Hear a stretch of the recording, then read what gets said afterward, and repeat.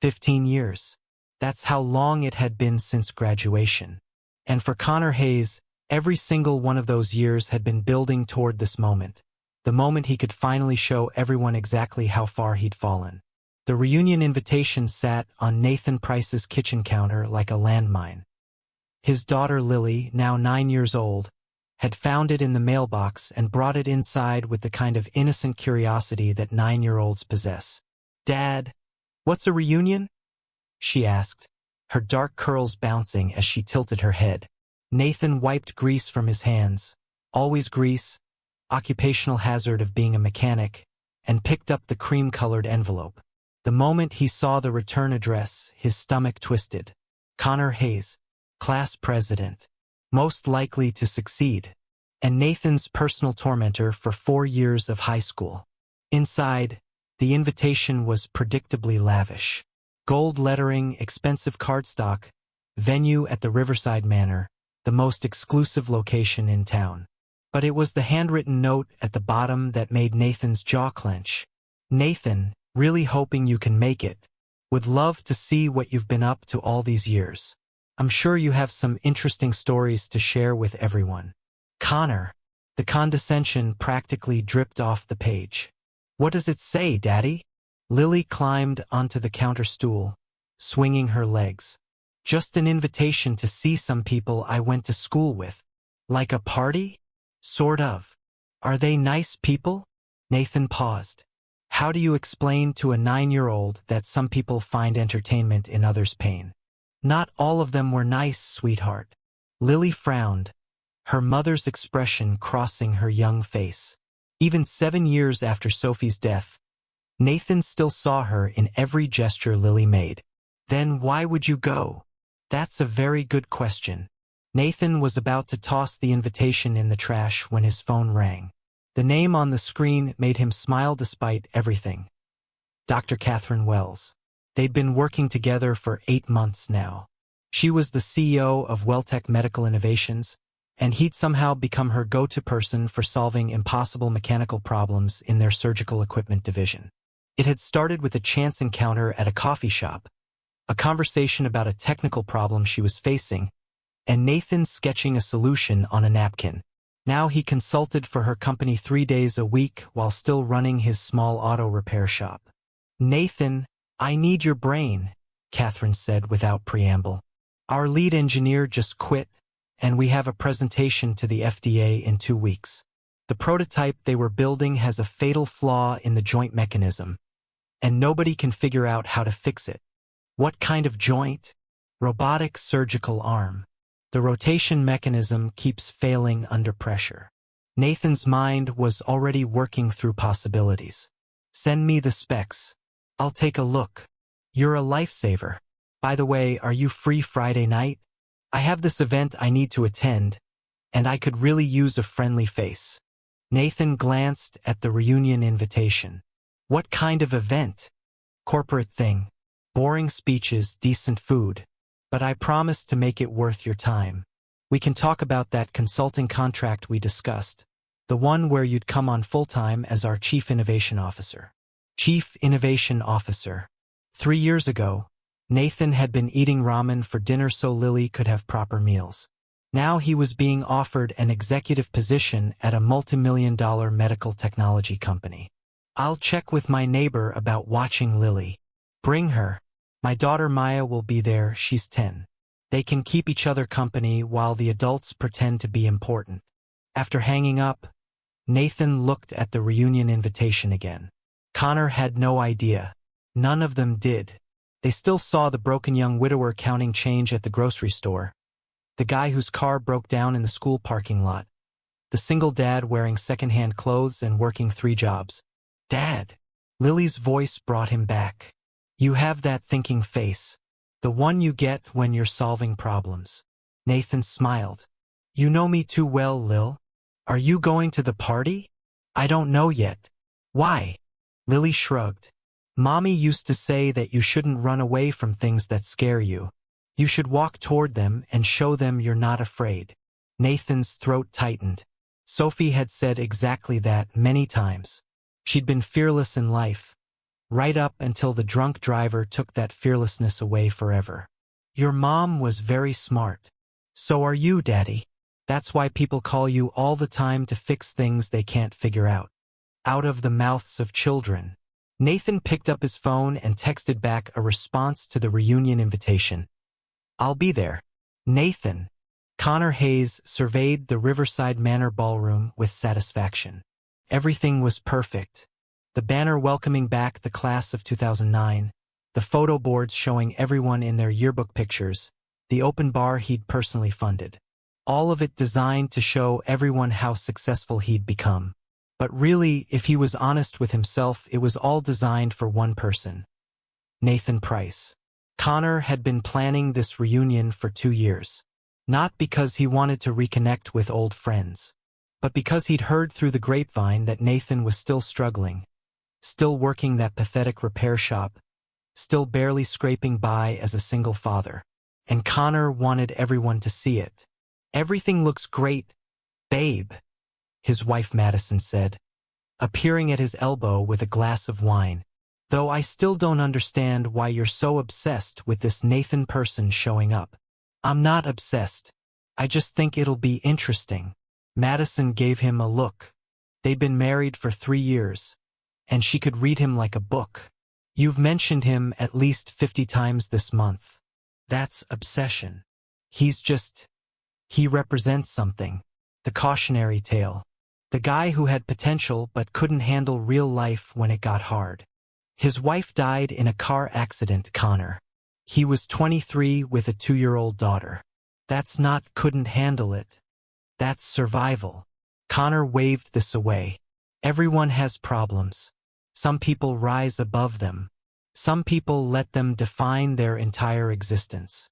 Madison set down her wine glass with deliberate precision. Sometimes I wonder if I really know you at all. She walked away, leaving Connor alone with his perfectly planned event and his increasingly hollow justifications. Meanwhile, across town, Nathan was having second thoughts. You look very handsome, Daddy, Lily said from his bedroom doorway. She was already in her pajamas, ready for Mrs. Chun from next door to come babysit. Nathan looked at himself in the mirror. The suit Catherine had insisted he buy for business meetings fit him perfectly.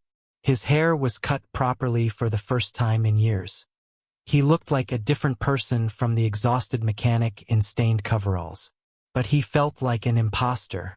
Lily, do you think it's wrong to want to prove something to people who were mean to you? Lily considered this with the seriousness she applied to all of life's big questions. Teacher says that the best way to respond to mean people is to be so happy they can't make you sad anymore. Your teacher is very wise. But also, Lily added, I think it's okay to show mean people that they were wrong about you, as long as you're not being mean back. Nathan knelt down to her level. How did you get so smart? Good genes, Lily said with a grin that was pure Sophie. The doorbell rang, Mrs. Chun arriving. As Nathan kissed Lily goodbye, his phone buzzed with a text from Catherine. Cars outside, ready to show them who Nathan Price really is. Nathan took a deep breath. Ready. The sleek black Mercedes pulled up to the Riverside Manor just as the reunion was hitting its peak energy. Connor had positioned himself near the windows, watching for Nathan's inevitable arrival in whatever beat-up vehicle he'd managed to keep running. So when the Mercedes stopped and the driver opened the rear door, Connor paid it no attention. Some other successful classmate arriving fashionably late. Then Nathan stepped out. Connor's bourbon stopped halfway to his lips. This wasn't the Nathan he remembered. Gone were the tired eyes and slouched shoulders. This man stood tall in a suit that probably cost more than Connor's car payment. His movements were confident, assured. Then she emerged. Dr. Catherine Wells was a name Connor recognized. Everyone in the business community did. Her company was pioneering surgical robotics, and she'd been featured in Forbes last month as one of the 30 under 40 revolutionizing medical technology. She was brilliant, beautiful, and worth approximately $200 million. And she was holding Nathan Price's hand. The room noticed. Conversations died mid-sentence. Phones came out. Someone whispered, "Is that really Nathan?" Another voice, "Who's the woman?" A third, "Oh my God, that's Catherine Wells." The Catherine Wells. Connor's mind raced. This had to be a setup. Maybe Nathan hired an actress. Maybe this was some elaborate prank. But the way Catherine looked at Nathan, the familiarity in their movements, the casual intimacy of her adjusting his tie, that couldn't be faked. Nathan and Catherine entered the ballroom together. Every eye in the room tracked their movement. Nathan, Sarah Martinez, former cheerleader and one of the nicer people from their class, rushed over. "Oh my God, you look amazing. And is this your?" "This is Catherine," Nathan said simply. "Catherine, this is Sarah. We were in drama club together." "The infamous drama club," Catherine smiled. "Nathan's told me stories." "Good stories, I hope?" Sarah laughed nervously, clearly starstruck. "The best kind. The ones where he's humble about his talents and generous about everyone else's."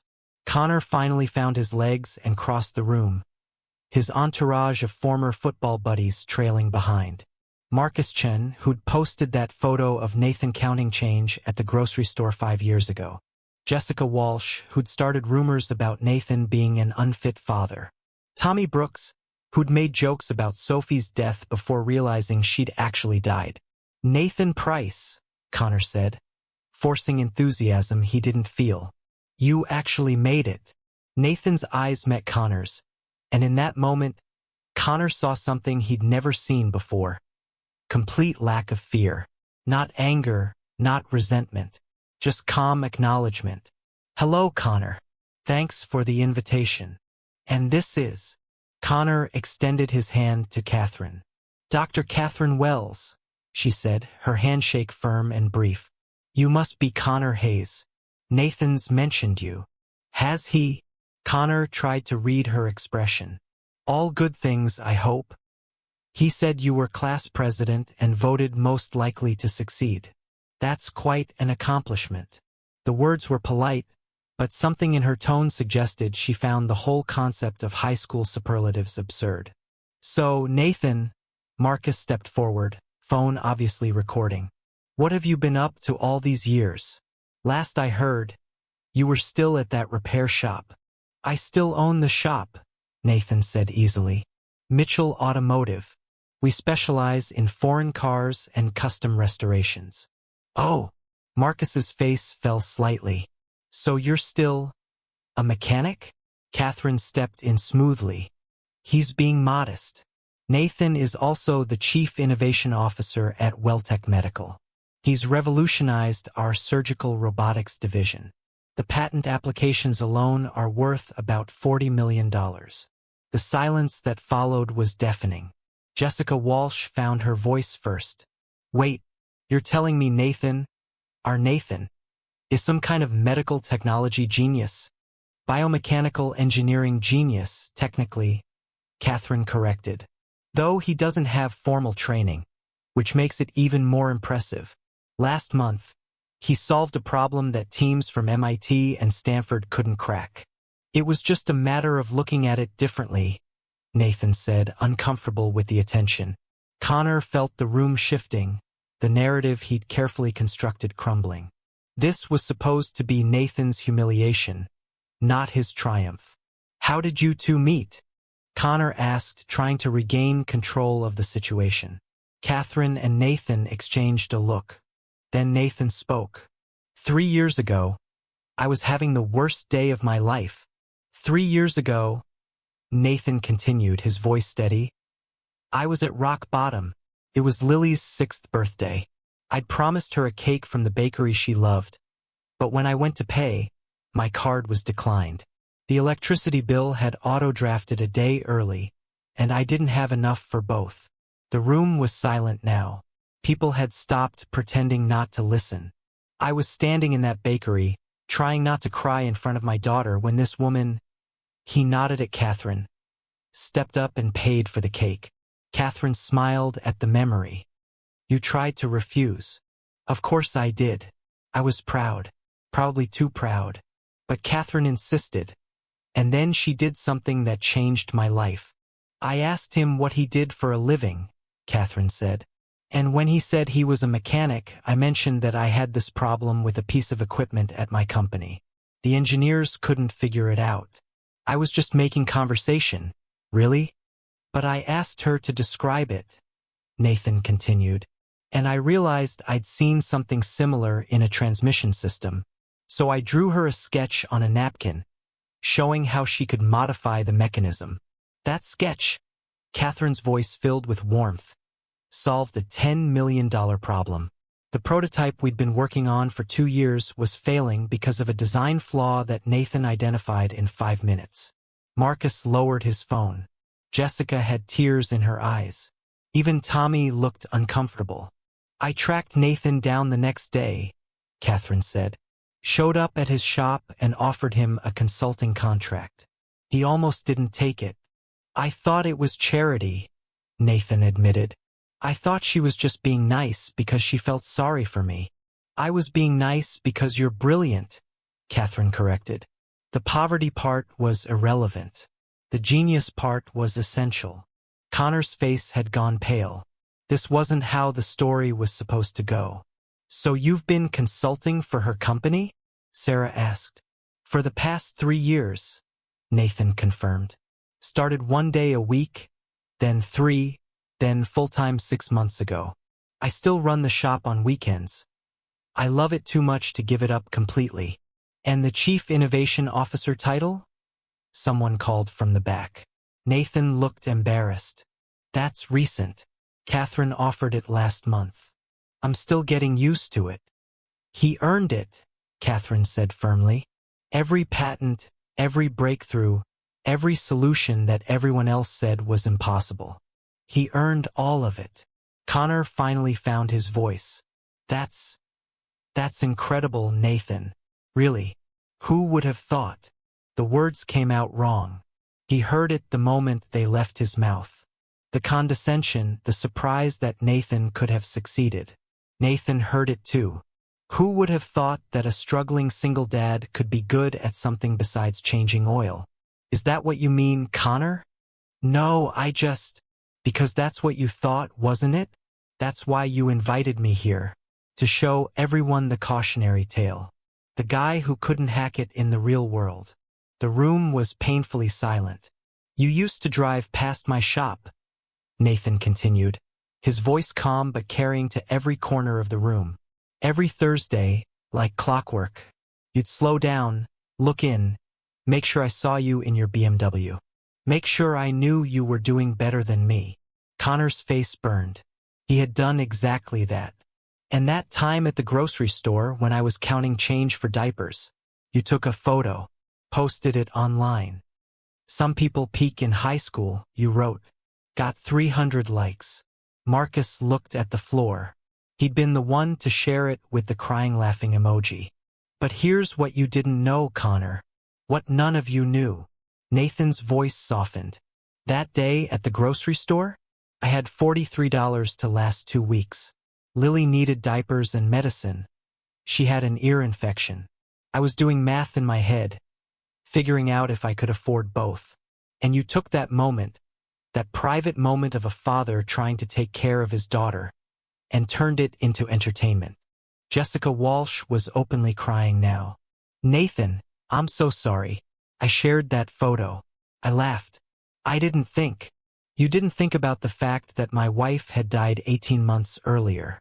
That I was 23 years old, alone with a toddler, working 60 hours a week, and still couldn't keep the lights on. You just saw a funny photo opportunity. We were young, Tommy offered weakly. We didn't understand. You were old enough to know better, Catherine said, her voice like ice. You were all in your mid-20s. That's not young. That's old enough to have basic human empathy. Nathan held up a hand. Catherine, it's okay. It's not okay, Nathan. These people mocked you at your lowest point. They turned your grief and struggle into a joke. I know, but I'm not angry anymore. Nathan looked around the room. For a long time, I was furious, humiliated. There were nights I didn't sleep because I was so angry about it. So why come here? Sarah asked quietly. Why face all of us again? Nathan smiled. Because my daughter asked me a question last week. She asked why I never talked about high school or my old friends. And I realized I'd been teaching her to hide from hard things, to let shame define her. I didn't want that for her. He looked at Connor. You invited me here to humiliate me, to prove that I was still that desperate guy counting change. But I came here to prove something to myself, that I don't need to hide anymore. That I'm not ashamed of having struggled, because struggling made me who I am. Connor stood there, feeling the weight of 60 pairs of eyes on him. Madison was watching from across the room, her expression unreadable. Connor started, then stopped. What could he say? That he was sorry? That he didn't mean it? But he had meant it. He'd spent 15 years feeling superior to Nathan, using Nathan's struggles to make himself feel successful. I have something to say, Catherine announced, stepping forward. I've been listening to all of this, and I need you all to understand something. Nathan didn't just solve one problem for my company. He solved 18 major engineering challenges in 3 years. Problems that cost us millions in development, that had entire teams stumped. She pulled out her phone, projecting images onto the wall screen that someone had set up for the reunion slideshow. Technical diagrams filled the wall. This is a joint mechanism for robotic surgery. Before Nathan, it failed 40% of the time under pressure. After Nathan's redesign, 0 failures in 10,000 test cycles. This modification will save approximately 2,000 lives per year once it's approved. The room stared at the complex diagrams. This is a stabilization system for a surgical drill. Too much vibration was causing complications. Nathan saw it and said, use the same principle as a car's shock absorber, but in reverse. Brilliant. Simple. Something no one else thought of. She swiped through more images. This. Every single one solved by Nathan. Each one worth millions in patents and licensing. But more importantly, each one will directly improve or save human lives. Catherine turned to face Connor directly. You know what Nathan told me when I offered to make him a millionaire with these patents? He said he wanted the money to go into a foundation for single parents. Every cent beyond what he needed to provide for Lily went into helping other people in the situation he'd been in. That's not, Nathan started. It's true, and you know it, Catherine interrupted. The Price Foundation has helped 200 single parents with rent assistance, childcare, and car repairs over the past year, all funded by Nathan's patent royalties. Connor felt sick. Not just embarrassed, actually physically ill. So when you invited Nathan here to mock him, Catherine concluded, you invited someone who's done more good in 3 years than most people do in a lifetime. Someone who took his worst moments and turned them into his greatest strength. Someone who had every reason to become bitter and cruel, but chose kindness instead. She let that sink in. Then, more gently, Nathan told me not to come tonight. He said he could handle it alone. But I insisted because I wanted to meet the people who tried to break him. I wanted to see for myself what kind of people found entertainment in another person's suffering. The room was silent. Several people were crying. Marcus had put his phone away entirely, looking like he wanted to disappear into the floor. Finally, Connor spoke. Nathan, I don't know what to say except that I'm sorry. Truly sorry. You deserved better. You always did. Nathan studied him for a moment. Do you remember sophomore year, when I won that engineering competition? The one for designing a more efficient engine. Connor nodded, confused by the change in direction. You came up to me after and said, nice job, Price. I always knew you were smart. It was the only nice thing you said to me in 4 years. I held on to that moment for a long time. Why? Because it proved that you weren't entirely bad. That somewhere in you was someone capable of recognizing good in other people. I've been hoping that person would come back. Connor's eyes filled. I don't know if he ever really existed.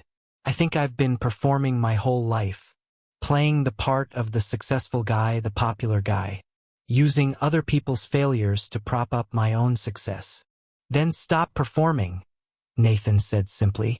Start being real. It's terrifying at first, but it's also the only way to actually live. Madison appeared at Connor's side, taking his hand. I've been telling him that for 3 years. Your wife is smart, Catherine observed. She is, Connor agreed. Smarter than me, definitely. Nathan checked his watch. I should go. Lily's waiting up. She wanted to hear all about tonight. Wait, Sarah stepped forward. Can I just say something? To everyone. Nathan nodded. Sarah turned to face the crowd. We all participated in this.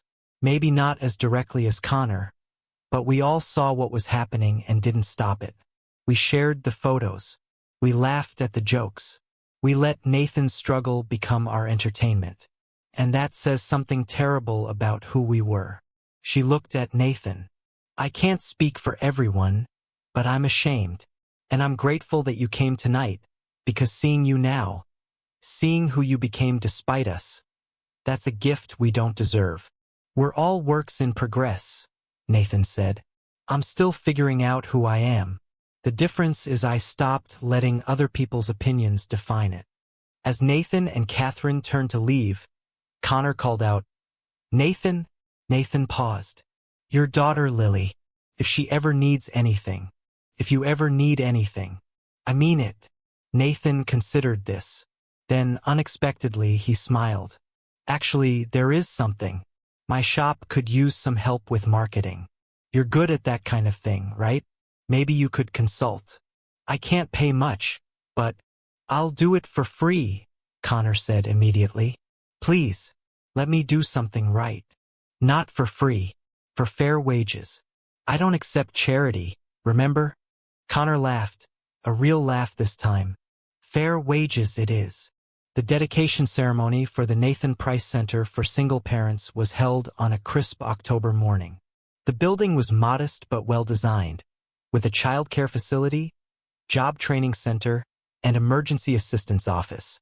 Lily, now 14, stood at the podium, reading from her prepared speech. My dad doesn't like attention. He's probably embarrassed that I'm telling all these stories about him. But someone needs to, because he never will. The crowd chuckled. Nathan, sitting in the front row next to Catherine, his wife of 2 years now, did indeed look embarrassed. When I was little, I asked my dad why we were poor. He said we weren't poor, we were rich in the things that mattered. I didn't understand that then, but now I do. Lily looked at her father. Dad taught me that being rich isn't about money. It's about choosing kindness when cruelty would be easier. It's about helping others even when you need help yourself. It's about building up instead of tearing down. She gestured to the building behind her. This center exists because my dad remembered what it felt like to be desperate. And instead of forgetting once he succeeded, he decided to help others who were still there. In the crowd, Connor Hayes sat with Madison and their twin 5-year-olds. He'd spent the last 5 years learning to be a better person, working with Nathan at the shop on weekends, volunteering at the center, and slowly rebuilding his sense of self-worth through service rather than superiority. Next to him sat Marcus, Jessica, Tommy, and a dozen others from that reunion 5 years ago. They'd all found their way back, drawn by Nathan's example. My dad's story isn't about revenge, Lily continued. It's not about proving people wrong or making anyone feel bad. It's about transformation, about taking your worst moments and turning them into your greatest strengths. She smiled. Someone once tried to humiliate my dad by inviting him to show off his struggles. Instead, Dad showed everyone what real strength looks like. And in the process, he helped everyone else become better too. After the ceremony, as people mingled and toured the facility, Connor approached Nathan. You know what the craziest part of all this is? Connor said. What's that? That reunion was supposed to be my moment of triumph. I planned it for 2 years. And instead, It became the moment my entire life changed direction. Nathan laughed. Karma works in mysterious ways. It wasn't karma. It was you. You could have destroyed me that night. You had every right to. Instead, you offered me a chance to be better. Everyone deserves a second chance, Connor. You taught me that. How did I teach you that? I was awful to you. You were. But you were also the one person who, for 5 seconds sophomore year, acknowledged that I had value. You probably don't remember it, but I did. And I figured if you could see my worth once, maybe you could see it again. Connor's eyes filled. I don't deserve your kindness. Good thing kindness isn't about deserving, then. They stood there, two men who'd started as enemies and become something like friends, watching as single parents toured a facility designed to help them avoid the struggles Nathan had endured. By the way, Nathan said casually, Catherine and I are expanding the foundation. We're going to need someone to run the operational side. Someone who understands business and marketing, but also understands why this work matters. Connor looked at him. Are you offering me a job? Fair wages, remember? And it'll be hard work. But if you're interested, I'm interested. Definitely interested. Catherine appeared, carrying their 1-year-old son, Thomas. Are you recruiting my husband's former bully to work for us? Former bully, reformed friend, future colleague. Nathan corrected. Connor's been volunteering here for 3 years. He knows the work. Plus, I need the redemption arc, Connor added. My kids are going to ask about my life someday. I want to have better stories to tell than, I own some car dealerships and was kind of a jerk. Then welcome aboard, Catherine said. Fair warning. Nathan is an impossible boss. He actually expects you to care about people. I'm learning, Connor said. Slowly, but I'm learning. As the sun set on the dedication ceremony, Nathan found himself on the building's balcony, looking out at the parking lot where families were loading into cars, hope on their faces. Lily joined him, now tall enough to rest her chin on his shoulder. You did good, Dad. We did good, Lil. This was always about you, too. Making sure other kids didn't have to watch their parents struggle the way you did. I don't remember it being that bad. That's because I tried to shield you from the worst of it. I know. But Dad, even when it was bad, I never doubted you loved me. That's the thing those people at your reunion didn't understand. You were never failing, you were fighting. And that made all the difference. Nathan pulled her close. When did you get so wise? Good genetics. Plus, I had an excellent teacher. Later that night, as Nathan and Catherine put Thomas to bed and said goodnight to Lily, Nathan found himself thinking about that reunion 5 years ago. Connor had meant it as humiliation, but it had become transformation, not just for Nathan, but for everyone involved. Some stories end with revenge. The best ones end with redemption. But the very best ones, they don't end at all. They just keep rippling outward, touching more lives, creating more opportunities, spreading more kindness. Until one day, you look around and realize that the garden you planted in your darkest moment has bloomed into something beautiful. Something that will keep blooming long after you're gone. And that's worth more than any revenge could ever be. If this story reminded you that your struggles don't define you, your response to them does, then remember, the people who try to make you feel small are usually the ones who feel smallest themselves. Your job isn't to make them feel worse. It's to bloom so brightly that you remind them they can bloom too. Success isn't about the car you drive or the title you hold. It's about the lives you touch, the grace you show when life gets hard, and the kindness you extend even to those who showed you none. Be someone's Nathan. Choose kindness. Build others up. You never know whose life you're about to change. You never know who might change yours.